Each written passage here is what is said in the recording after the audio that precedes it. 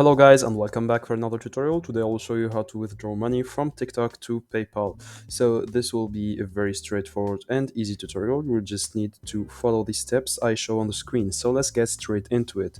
First, open your TikTok account. Of course, here I blurred my informations for privacy purposes. So just go to your profile button in the bottom, and then here you will find these options. So TikTok Studio, balance, settings, etc.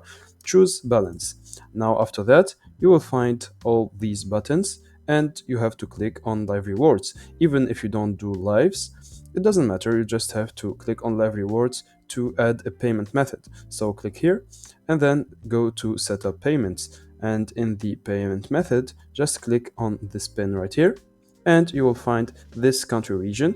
You will have to select your country region.